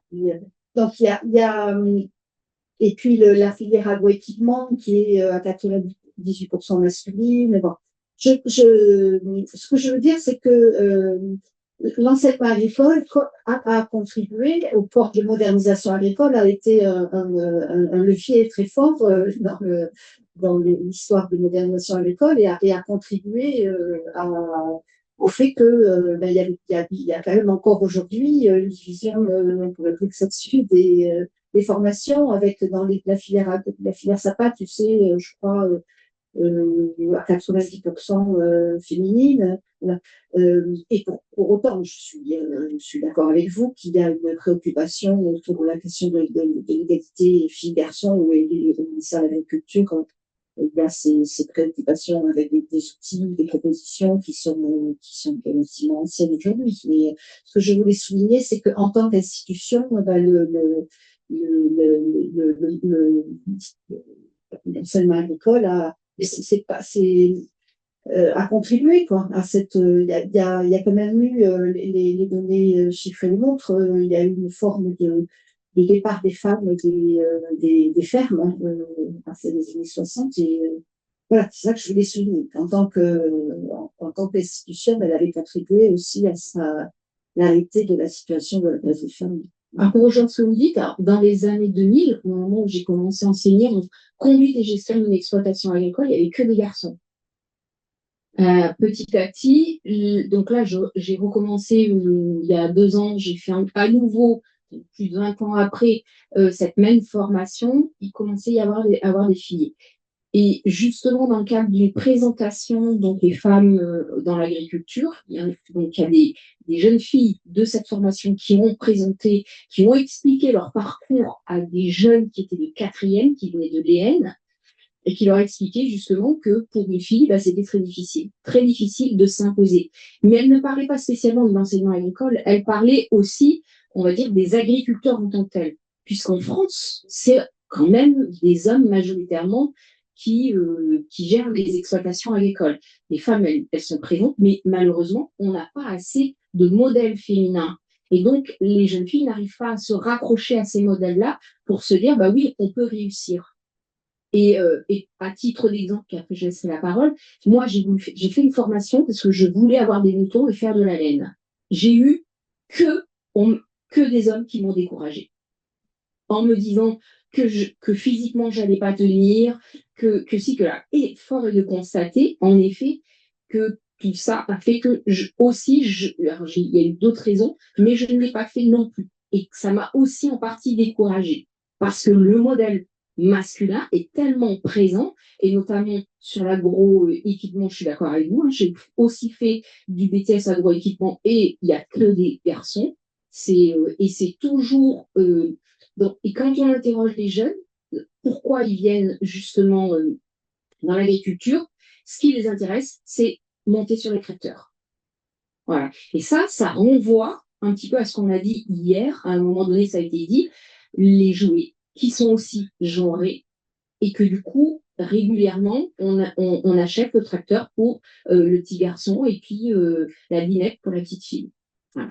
En fait, on nous a demandé dans la présentation d'essayer de faire des ponts entre les contextes du Sud, de produire rapidement, et puis les contextes en France. J'ai pas pu aller au bout de. On a du temps, mais j'ai manqué du temps. Mais évidemment, les contextes sont très différents, mais il y a quand même des formes de similitudes. Par exemple, dans l'enseignement agricole, il y a une féminisation des filières autour de l'élevage. Mais en fait, quand on regarde plus précisément, les hommes et les femmes ne s'installent pas sur le même type d'élevage. Les hommes, on les retrouve grandement dans les filières bovins, alors que les femmes s'inscrivent dans les filières ovins, caprins, parce qu'il y a des contraintes économiques qui font que voilà, c'est pour l'accès au foncier. Enfin, en France aussi, les femmes font face à des situations un peu similaires au Sud, cette question de l'accès au foncier, l'accès au crédit. Hein, voilà. Et avec un modèle agricole qui est grandement construit autour des identités masculines. Ben, à Montpellier, avec la chaire UNESCO Alimentation du Monde, on avait co-organisé une projection débat dans le cadre du 8 mars. Et il y avait la présence d'une agricultrice en bio, Florence Rayon, de Montpellier. Et donc, enfin, ça me fait écho parce qu'elle racontait qu'elle recevait beaucoup de demandes de stagiaires, de femmes, de jeunes femmes, et qui expliquaient que dans les autres stages, elles ont très mal vécu en fait le stage auprès d'agriculteurs masculins, qui avaient la sensation de ne pas apprendre et d'être diminuées dans leur confiance en elles, et donc elle était assez surprise, cette agricultrice. Mais par exemple, pour moi aussi, un autre impensé dans le plan national qui est sorti sur favoriser la place des femmes dans l'agriculture en France, il y a une absence totale de la question des VSS, des violences sexistes et sexuelles, présente quand même dans ce milieu. Il y a une jeune éleveuse, Laure Chalanda, je crois qui avait sorti en 2023 déjà le truc de l'agriculture, mais on n'en parle pas beaucoup non plus. Qui est présente bien évidemment au-delà du milieu agricole, mais Il y a une espèce d'omerta autour de ces questions-là.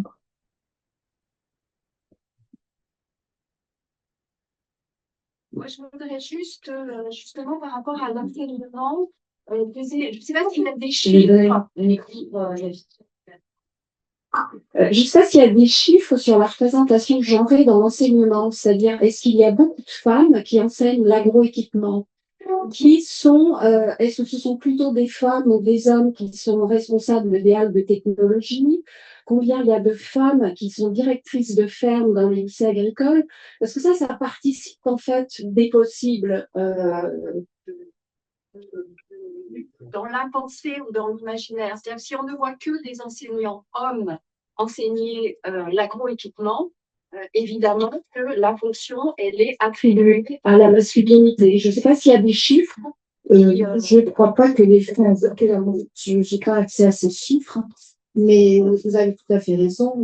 Dans la filière agroéquipement, par exemple, une des rares enseignantes, elle est au lycée de Castelnaudary. Je crois qu'elle est vraiment, peut-être pas quasi unique, mais et elle est dans la filière SAPAT, il y a majoritairement des femmes qui enseignent.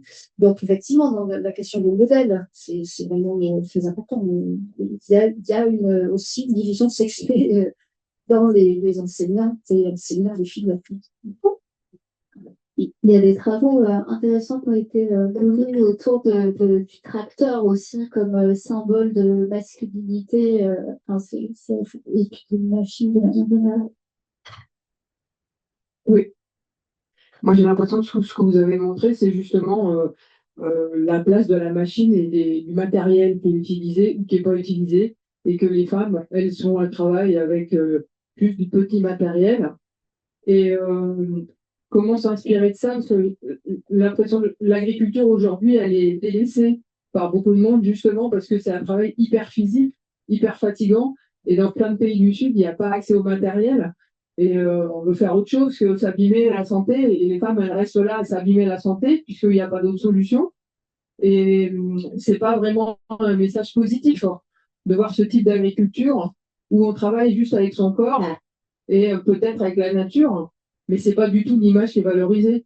Donc s'inspirer de ça pour revaloriser notre agriculture ici et nos pratiques, moi ça me questionne. Et ça me questionne sur comment on fait pour utiliser des petites machines pour quand même voilà, avoir accès à une aide pour moins s'abîmer le corps, mais un truc adapté. Et donc, par exemple, moi, je me questionnais sur Atelier Paysan, qui est une association créée par le milieu agricole, alors alternatif. Je ne sais pas s'il y a des femmes qui sont impliquées dans cet Atelier Paysan. Eux, ils font déjà du petit matériel pour s'adapter à des réalités de l'agroécologie mixte. Voilà. Est-ce que vous travaillez avec eux? Comment vous voyez en fait la place de la machine en fait dans cette construction d'un autre type d'agriculture et d'autres rapports avec le monde vivant global? Vous avez raison, dans les contextes aussi, les femmes travaillent souvent, il y a effectivement une division aussi sexuelle de l'accès aux machines, avoir accès à ce matériel. Enfin, d'abord, il y a une division au départ, une division aussi des outillages. Dans bien des contextes, les hommes et les femmes n'utilisent pas les mêmes outils. Il y a beaucoup de travaux là-dessus, sur la division sexuelle de l'usage de la machine, enfin, même dans le simple outillage. Donc, effectivement, beaucoup de ces paysannes travaillent avec un outillage relativement simple. Alors, je pense que sur ces questions, il y a à la fois questionner ces inégalités d'accès au matériel agricole. Effectivement, les femmes travaillent souvent dans des contextes où elles ont peu de moyens financiers. Mais il y a une question aussi politique. Vous faites référence à quelques paysans. C'est effectivement leur philosophie, c'est d'adapter les machines au contexte dans lesquels on veut travailler. Et adapter, faire des outils simples qu'on puisse manipuler et aussi réparer. Il y a cette question de ne pas se laisser dépasser par disons, une technicité trop importante, parce que je fais plus spécialisation, mais ce que je comprends, c'est que le très gros matériel aujourd'hui, il y a aussi une perte de compétences pour savoir, lorsqu'il y a une panne, voilà, il y a une dépendance très forte aujourd'hui aux machines. Et avec les nouvelles technologies aujourd'hui, la numérisation, la robotisation, etc., il y a un questionnement aussi à avoir en termes de rapport de genre. Parce qu'on sait très bien que les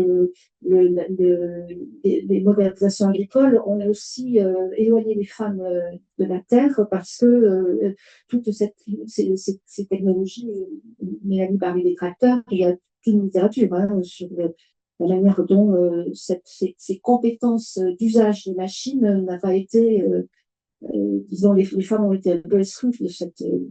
Donc c'est pour ça qu'il y a aujourd'hui, y compris en France, des contextes des groupes de travail qui en ont mixité pour apprendre aux femmes à maîtriser ces technologies.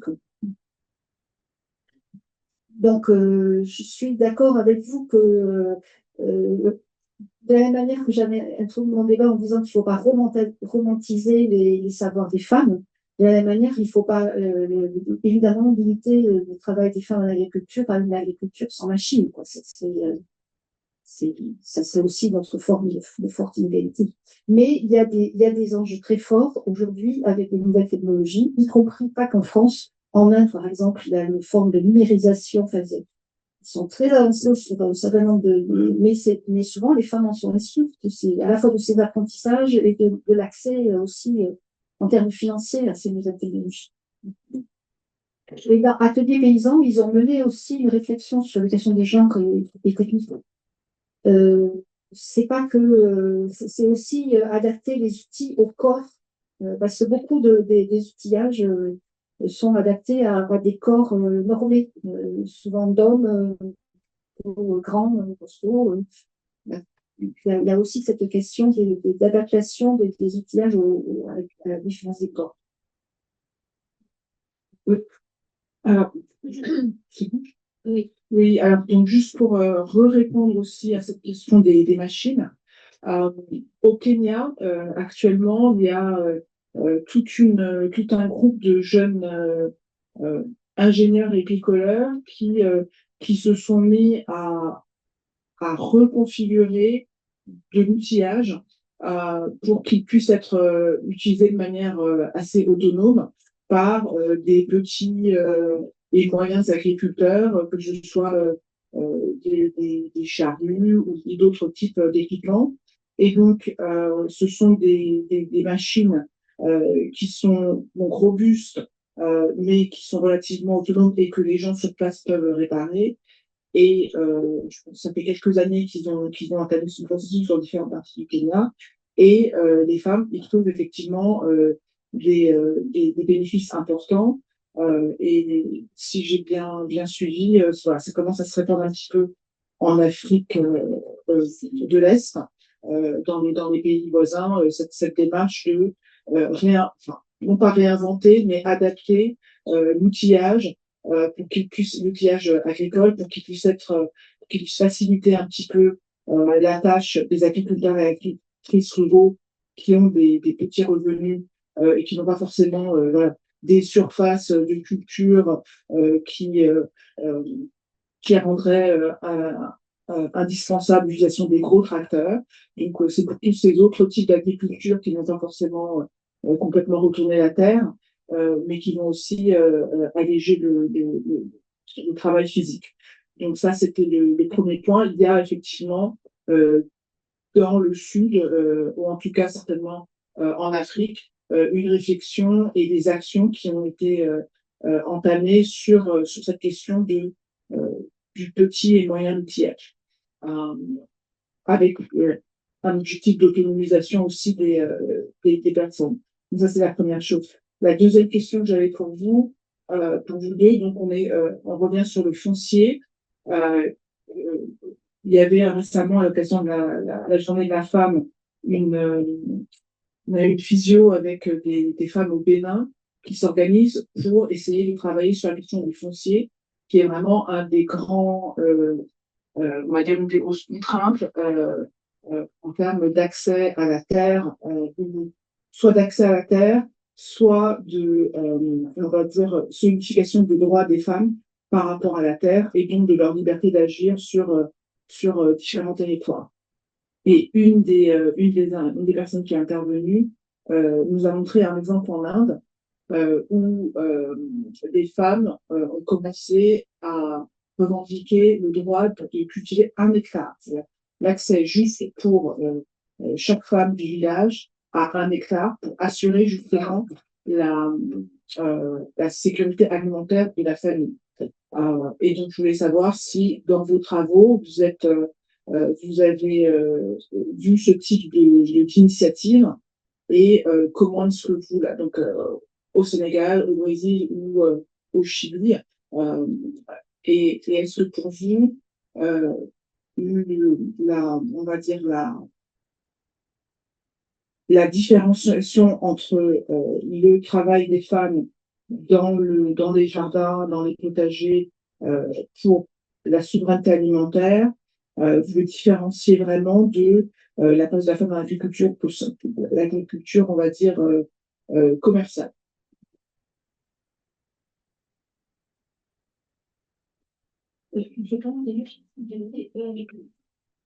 Sur la question de l'accès au foncier, évidemment, c'est une question fondamentale. Dans les contextes que je connais, il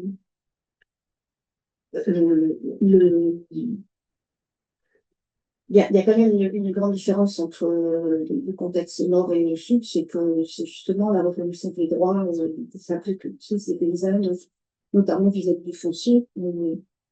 Par exemple, en Inde, on se retrouve dans une agriculture avec beaucoup de paysans sans terre aussi, qui sont les ouvriers agricoles. Se pose pour eux, si on fait le lien avec la question des techniques, aujourd'hui, et ces paysans sans terre ont été quand même, pour le rappeler, jusqu'aux années 90, globalement, dans des formes de soumission très fortes vis-à-vis des propriétaires. Alors, on n'est pas du tout dans les conditions de l'Amérique du Sud, c'est pas des grands propriétaires, on même parle d'agriculture patronale. Et lorsqu'on est moyen et grand propriétaire dans le contexte indien qui est maintenant au Nord du Sud, on emploie des ouvriers agricoles. Mais juste tard le XXe siècle, ces ouvriers agricoles qui retrouvaient souvent dans des formes d'asservissement très fort, en termes dans une société de casse.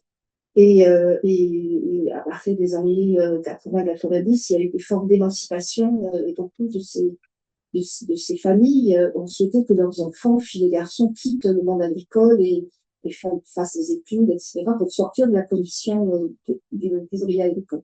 Le problème, c'est que l'accès à l'éducation n'a pas été une garantie pour eux de trouver suffisamment d'emploi, où il y a des problèmes d'accès à l'emploi, ce qui fait que beaucoup de femmes se retrouvent encore dépendre d'emplois temporaires à l'école. Et aujourd'hui, ce qui se passe, c'est qu'il y a une petite mécanisation, par exemple, pour des activités spécifiquement féminines, le repiquage de riz, par exemple, et on voit arriver dans ce paradoxe où on est dans un pays où il y a une très forte problème d'accès à l'emploi dans le campagne et des activités des possibilités d'emploi qui vont disparaître par des propriétaires fonciers qui préfèrent substituer la Chine à main-d'œuvre manuelle. Donc oui, cette question de l'accès au foncier reste très difficile pour les femmes. Alors,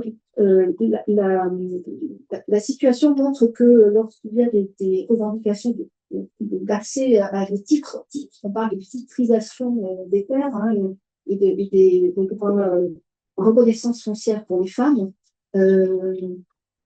Je vais vous parler d'un autre contexte. J'ai évoqué le nord-est de l'Inde, où on est finalement dans des formes de similitude avec le Chili, la situation d'Autriche, où il y avait des droits communautaires d'accès foncier. Donc, une situation où, contrairement à d'autres régions de l'Inde, les communautés avaient une gestion collective des terres.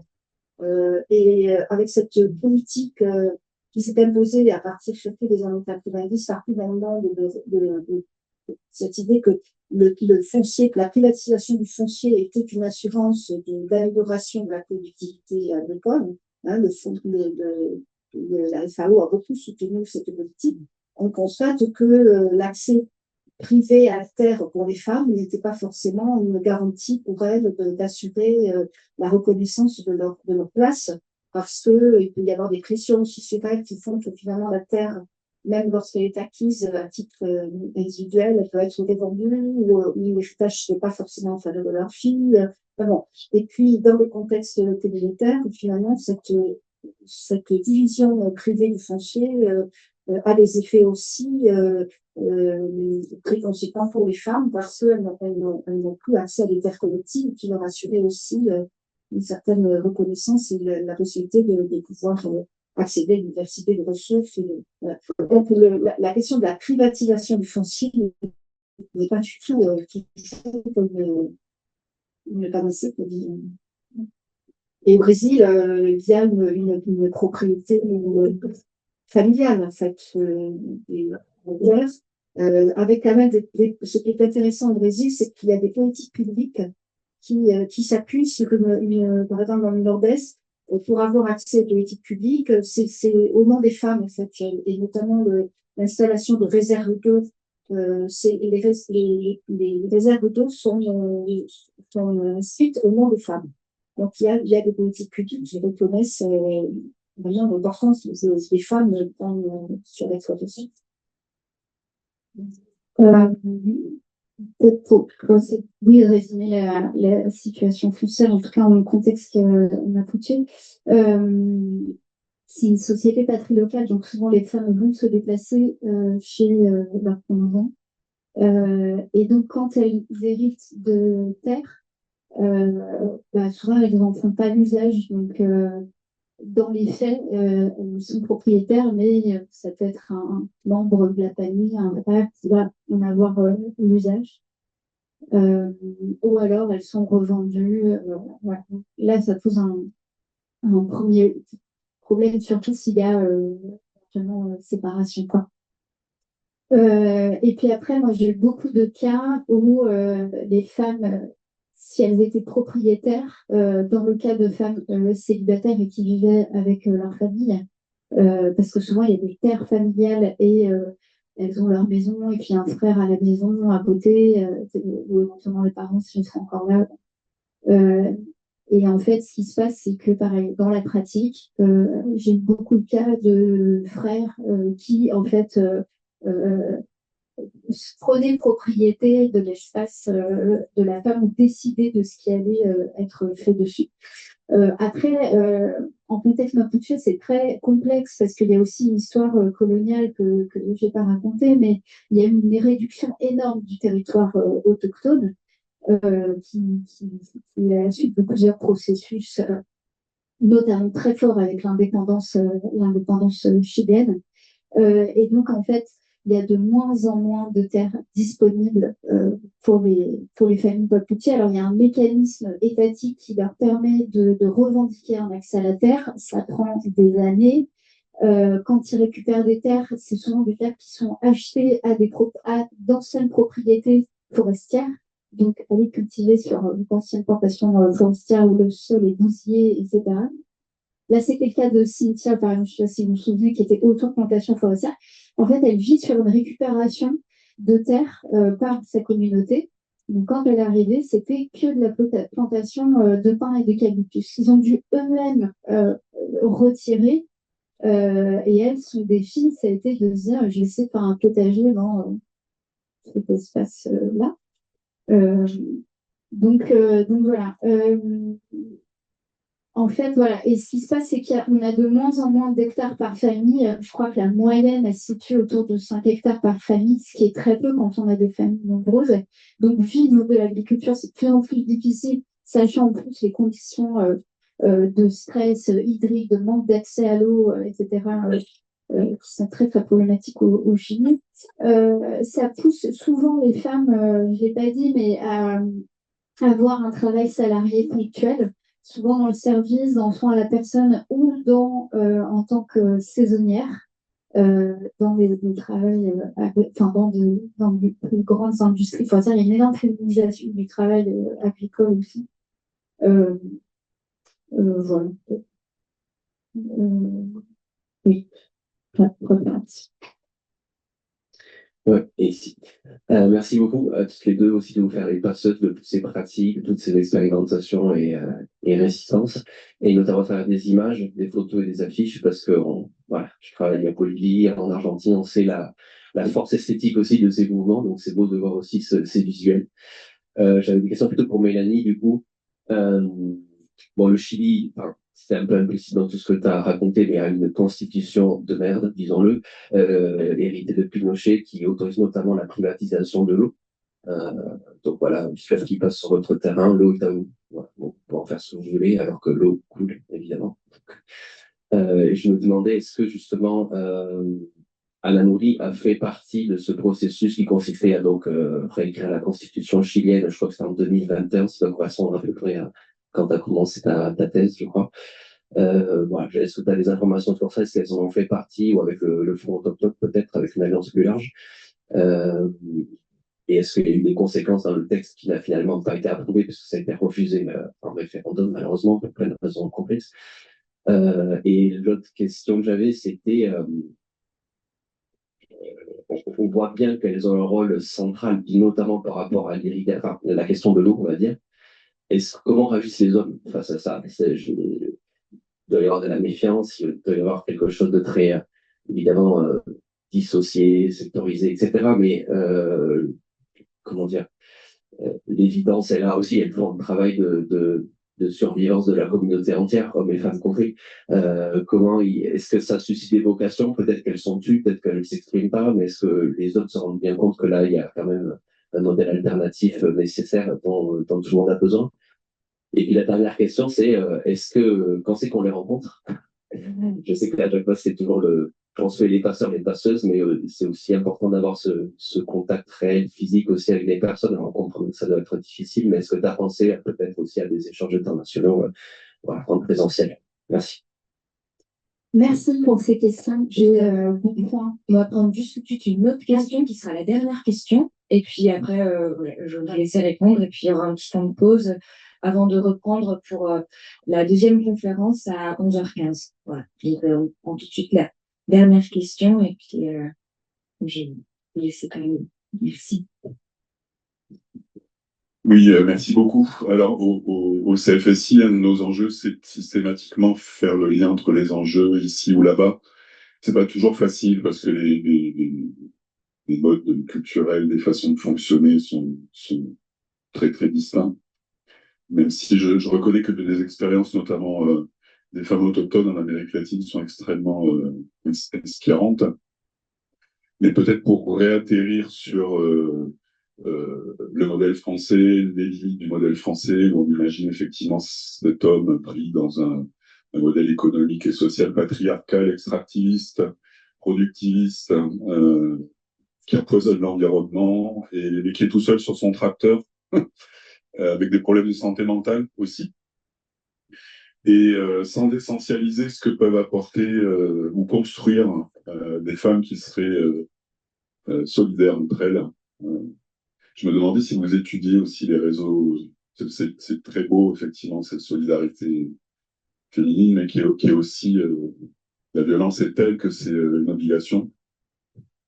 C'est pas juste beau, c'est aussi vital. Voilà, c'est ce que je voulais dire, pardon.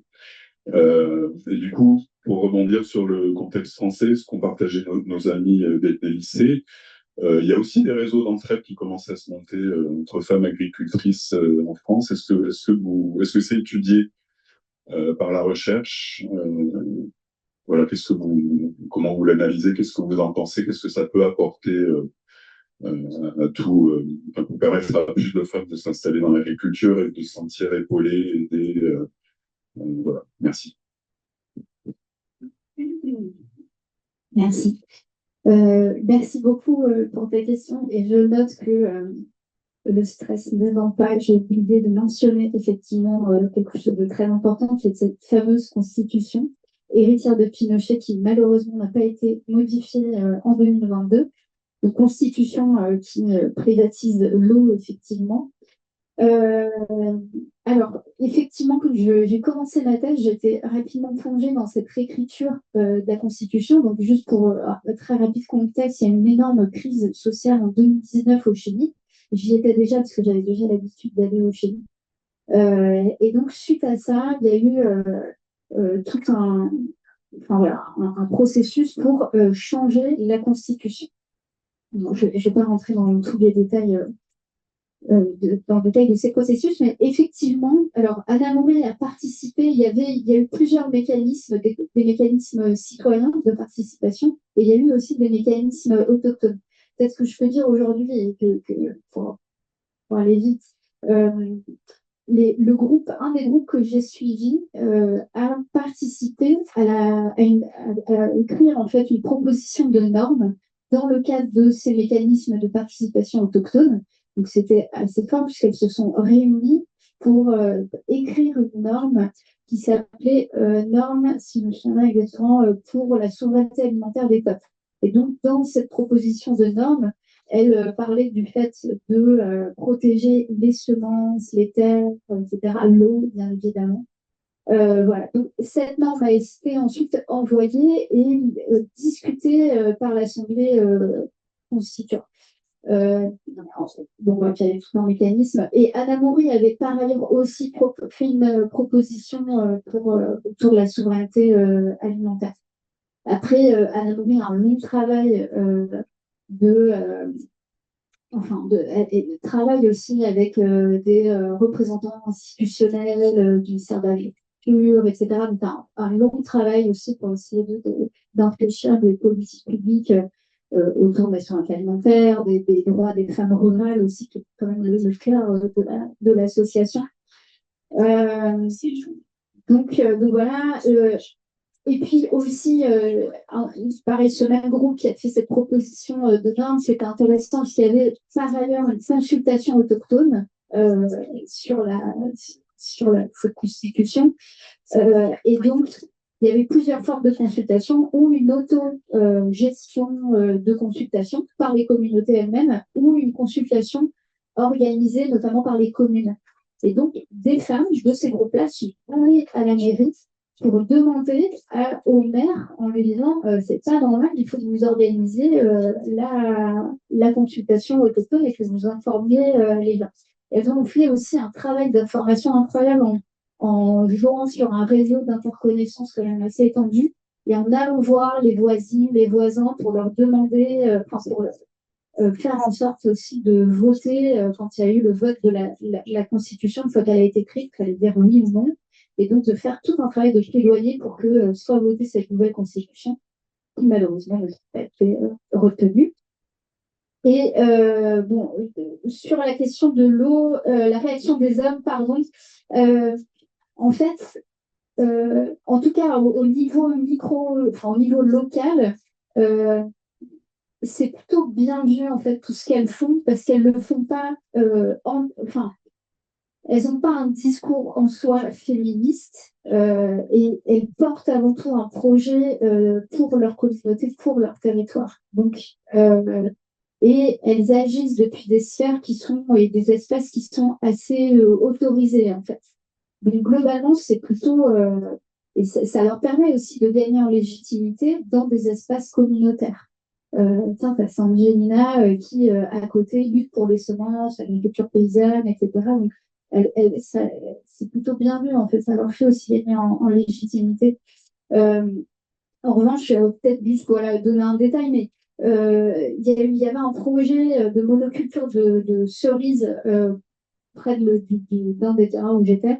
Et donc, ça allait menacer l'accès à l'eau. Donc, il y a eu une lutte énorme qui a été principalement menée par des femmes, et notamment il y a eu une porte-parole de ce mouvement qui était une femme. Et quand quelques mois plus tard, je suis retournée et qu'on a fait un bilan de cette lutte qui a été gagnée, donc ça n'a pas eu une espèce de méga bassine qui devait être construite. ce que disait cette femme qui était porte-parole, ça a été après, en fait, elle a subi quand même beaucoup de machisme, de violence, parce que en gros, elle s'est octroyée la place de porte-parole. Donc ça, dès lors que ça touche à euh, des positions de pouvoir, de décision, c'était moins bien vu parce qu'il y a eu un renversement de rapport de genre à cet endroit-là. Et quand est-ce que je l'ai fait venir? Bonne question. Alors, j'avais une des premières, un des premiers colloques où j'avais participé, j'avais proposé d'écrire à quatre mains l'intervention, donc avec une des femmes de mon terrain, Gisèle Le Pilem, et donc on avait écrit à deux une communication. J'avais voulu qu'elle vienne et donc j'avais essayé d'organiser qu'elle vienne à des conférences et que donc son billet d'avion soit payé. Malheureusement, ça n'a pas été possible. Et parce que moi toute seule, c'était un peu compliqué. Donc, j'ai malheureusement, voilà. Mais elle était en Zoom avec nous et donc elle a pu avoir cet espace de parole. Et je suis bien d'accord que. Et c'est pour ça, je pense, là, Hélène qui parlait tout à l'heure de cet espace de rencontre avec des paysannes brésiliennes, c'est hyper important aussi qu'elles soient dans cet espace de recherche. Alors, c'est plus le cas au Brésil, au Chili, un peu moins quand même. Mais c'est important aussi, effectivement, de partager cet espace de parole. Et s'il y a quelqu'un qui veut les faire venir, l'une d'entre elles, moi, avec grand plaisir de vous rencontrer. Je sais que votre question ne m'était pas adressée. Sur la question de l'eau, je trouve important d'indiquer à quel point il n'y a pas que l'eau de surface. Il y a aussi l'eau souterraine. C'est-à-dire que, par exemple, en Inde, je l'ai évoqué rapidement, à partir des années 90, il y a eu un changement technologique, en quelque sorte, pour l'irrigation, avec une forme de démocratisation, on pourrait dire. On est passé d'une irrigation qui était très liée à une irrigation de surface, des canaux, etc., à une irrigation où on va puiser l'eau directement dans la nappe phréatique avec des cultivés. Et donc, il y a eu partout en Inde une diffusion de la Révolution verte, mais avec on pourrait dire, une privatisation de l'eau, en quelque sorte, puisque c'est ceux qui ont le plus d'argent qui peuvent multiplier le creusement de puits, qui peuvent du coup pomper le plus, et avec une absence totale de considération des nappes phréatiques comme un bien commun. De toute façon, c'est pas partout, j'ai travaillé sur un autre contexte en France où la question des nappes phréatiques comme un bien commun est encore en pensée. Mais le fait qu'il y a aujourd'hui une baisse des nappes phréatiques et donc une déconnexion entre l'eau de surface et l'eau souterraine fait que effectivement il y a beaucoup de rivières qui deviennent des rivières asséchées, il y a une grande partie d'en eau, avec des conséquences en termes de rapport de genre, notamment pour les ouvrières agricoles qui dépendent uniquement des quelques vaches qu'elles peuvent, elles sont ouvrières agricoles, mais elles peuvent aussi avoir 2 ou 3 vaches. Et elles m'ont raconté que pour faire boire leurs vaches, elles ne pouvaient plus avoir accès à la rivière, donc elles dépendent de leur patron quand elles sont ouvrières agricoles. Et en fin de journée, le patron les autorise à avoir un peu d'eau pour leur bête. Mais vous imaginez les contraintes, y compris sexuelles, que ça peut rejoindre avec cette forme de dépendance. Donc, je pense que c'est tout à fait important d'articuler la réflexion entre le devenir des eaux souterraines et des eaux de surface, parce qu'il y a des enjeux forts en termes de radiologie. Sur votre question sur les collectifs féminins en France, oui, on a des travaux de recherche, notamment dans mon labo, Alexis Annès a travaillé avec les réseaux des CIBAM qui portent des projets en mixité. On a déposé 2 cases d'art, pour l'instant, ils n'ont pas été acceptés, mais c'est spécifiquement pour travailler sur l'importance de ces réseaux en mixité autour de l'agroécologie. Et puis j'ai des étudiants en thèse qui travaillent aussi avec ces groupes. Juste en détail, il y a une modification de la Constitution par rapport à l'eau qui la définit comme bien d'intérêt général. C'est une modification qui a été faite sous le dernier gouvernement là, de Boric. En revanche, là, on est passé à un gouvernement d'extrême droite qui, en une dizaine de jours, a déjà fait sauter 43 décrets environnementaux. Bon, là, je ne sais pas où on va aller. On va être écologiquement épaté, socialement, évidemment, encore. Bon. Eh bien, merci beaucoup pour votre présentation. Je tiens à préciser aussi que dans la sélection des films alimentaires pour 2026, il y a un film notamment qui s'appelle Femmes des Terres, qui parle de ce sujet avec un regard croisé sur les territoires de France et d'autres pays du Sud. Donc, on vous invitera à voir le film, bien sûr.